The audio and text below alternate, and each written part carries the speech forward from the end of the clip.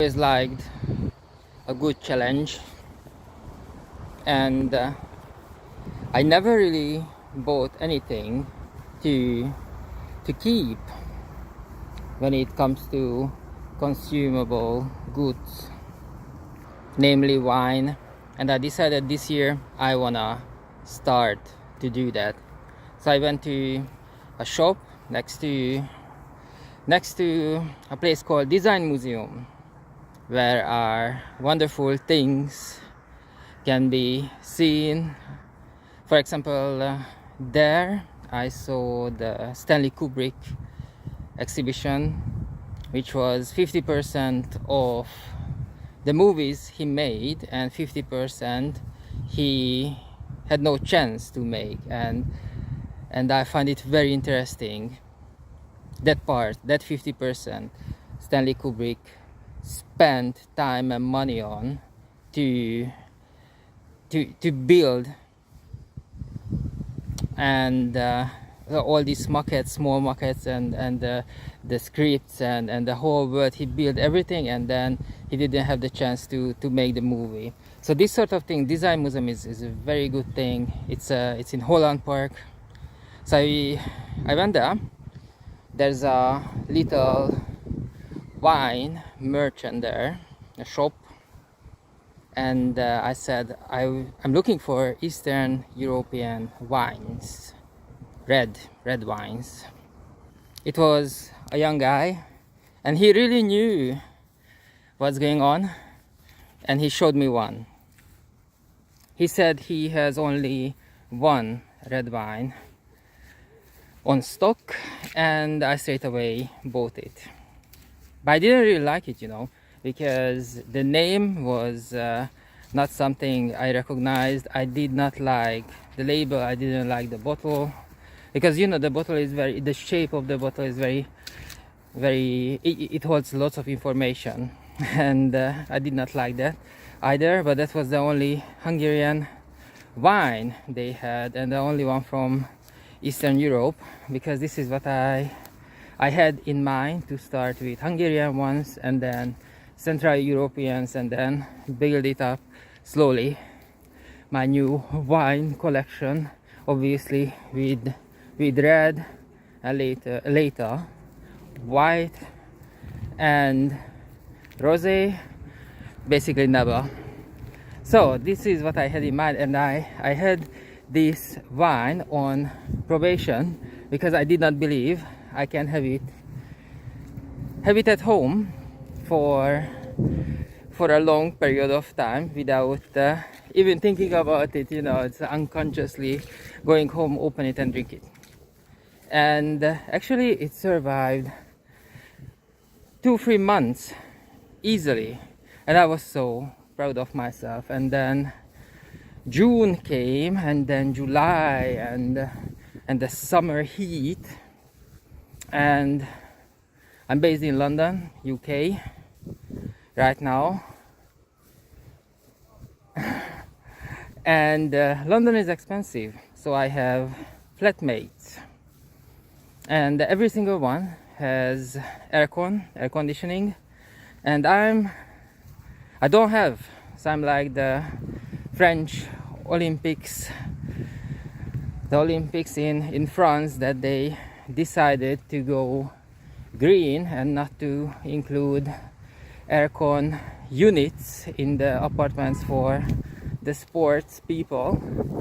I am exactly the same thing. I would never buy an air conditioning unit at all, because it just consumes so much energy, and it's like, no, we love Mama Earth.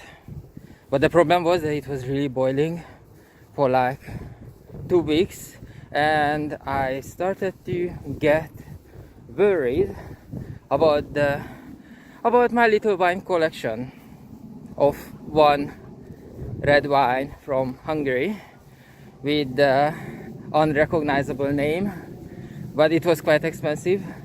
So I said, my God, what to do? Because the red wine, you keep it at room temperature.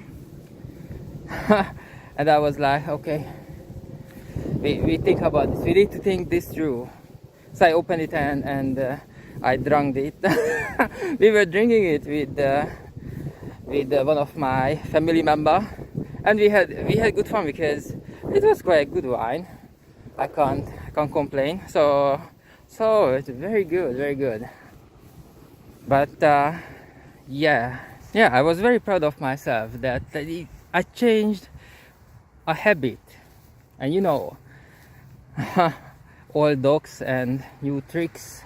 This is very true. It's very hard to change, and I lived in 5 countries, and I was always moving around. I don't own a flat, so I was always renting, and for long years, for example, I haven't even used fridge. I never put anything in there. I don't keep anything. I don't have anything on stock. I eat straight away anything I buy. Oh yeah. And now I need to change this habit and actually collect things and have things in my possession for a long time. So that is a completely new thing. And I could do it, and I was so happy about it, because a few years ago, for example, I needed to change a very important habit as well, that I was working and traveling. That's it. There was nothing else, just these two. And I decided to, okay, I'm getting old, and I'm not sure if the pension gonna be enough for me, if there will be still pension when I get to that age. So I decided to get some qualification which I can do when I'm gonna be 60, 70, 80 years old. And again, that was a completely, oh my god, that change was really painful, to go home and study and to do that. That was a very big change, and I could do it. So compared to that's keeping a wine at home and not to drink it, it's really nothing. I have a friend, internet friend. We talked about wine as well and other things, movies, and she mentioned that how come that they don't do very very disturbing movies anymore, like thrillers and such, with very strong and brave social commentary. And so we were talking about this, but both of us, we like movies from the beginning of the 90s, and music as well, beginning of the 90s.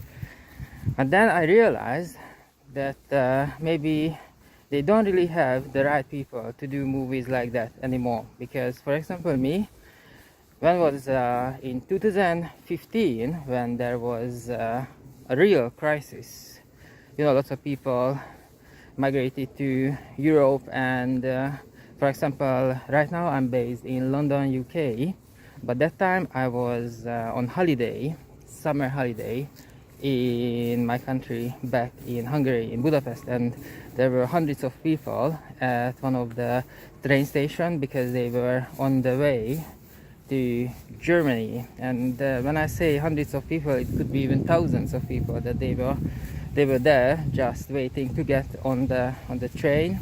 And they made movies about this because it happened in 2015, so quite a long time passed since then.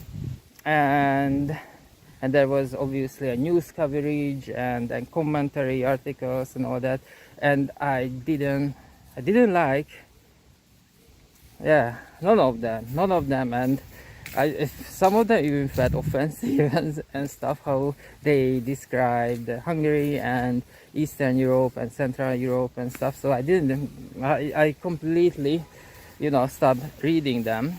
And then what happened is that I decided to go back to study, to get some qualification, to do things when I'm gonna be 60, 70, 80 years old, or maybe 90, because the pension is gonna be enough probably. And then one of the main things I need to do is to read news every single day, which I do, and to learn to consume news. Again, that was very hard.